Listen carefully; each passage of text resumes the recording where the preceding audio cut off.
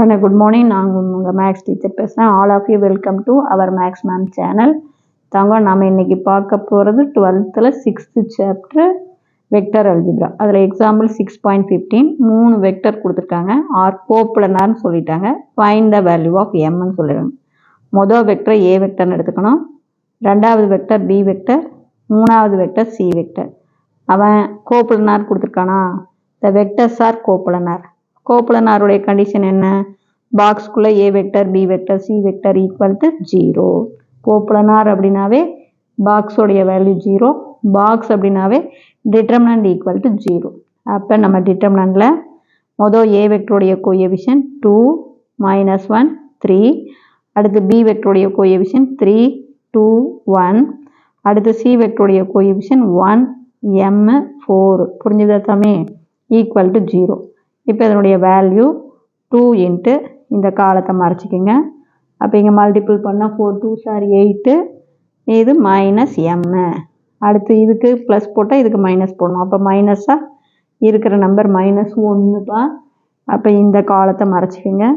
அப்போ இங்கே பாருங்கள் 3 4s are 12, கூய மாற்றினீங்கன்னா -1. அடுத்துக்கன்னு இதுக்கு ப்ளஸ்ஸு, இந்த காலத்தை +3 மறைச்சிக்கோங்க.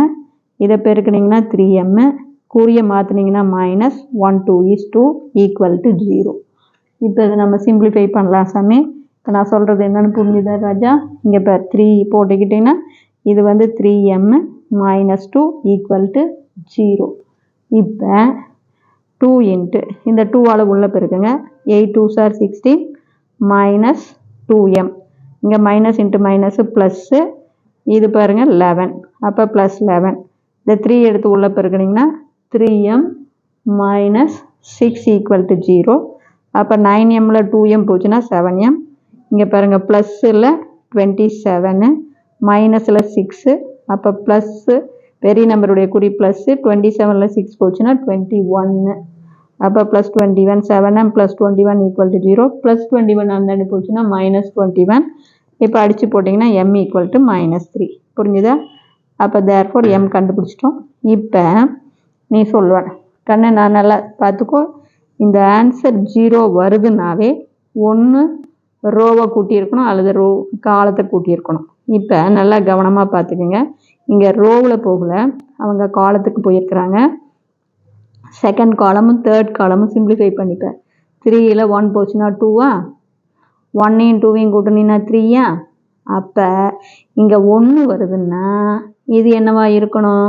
-3 இருக்கணும். 4 -3 தான் 1. டக்குன்னு சொல்லிடலாம். நீ பிரில்லியண்டாக இருந்தா 1 ஏதாவது காலத்தை பாரு, இந்த ரோவை பாரு. ரோ வரலைன்னா அடுத்து காலத்தை ஓரியண்டடாக காலத்தை பாரு எப்படி அப்படின்ட்டு. நீ புரிஞ்சுதா சாமி?